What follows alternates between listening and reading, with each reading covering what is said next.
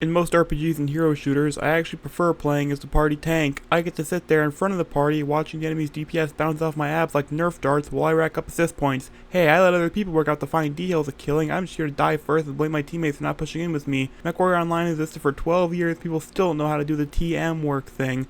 But fear no longer, because on tabletop you command the entire squad, so you can finally find out if it was your landsmith's fault or if your callouts were ass. Spoiler alert, it's usually the fault of the person who complains the most. Welcome to Green Guide to Battletech.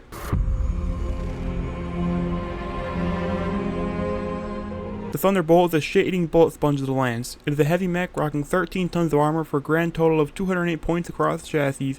Your center torso alone can take an entire triple PPC alpha strike from an awesome without internal damage, and that's assuming they all hit the center torso. Granted, this is a dice game, so there's always a chance that a single Gauss slug will decapitate even the heaviest of King Hippos, but still, for the days where you haven't slept with Leprechaun's wife, the tankiness is unreal. As for the weapons, yeah, they're extremely mid. The large laser is the best piercing weapon it has, and that barely counts as a piercing weapon since it doesn't crack 10 damage, and finishing off mechs with stripped armor is a bit of a bust too since it only has an SRM2 for up-close cluster damage. Granted, the number of medium lasers means damage isn't nothing.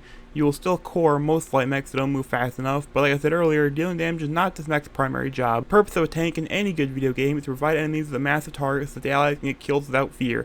This is the Thunderbolt's job, and it is damn good at doing it.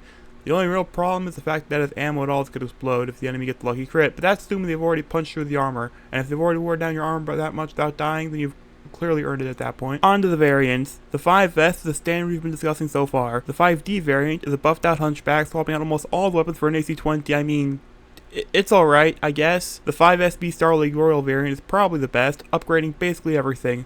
Artemis targeting for the LRM, streak targeting for the SRM, and a PPC to replace the large laser. This is a good variant, no complaints, A+. The 7M cracks me up because it upgrades the armor to be lighter, makes the engine lighter but more fragile, and it keeps weapons mostly the same. The only real upgrade part is the K systems, which don't accomplish anything because XL engine and double heat sinks, which we wouldn't need anyways if it didn't swap out the large laser to the D tier ER large laser.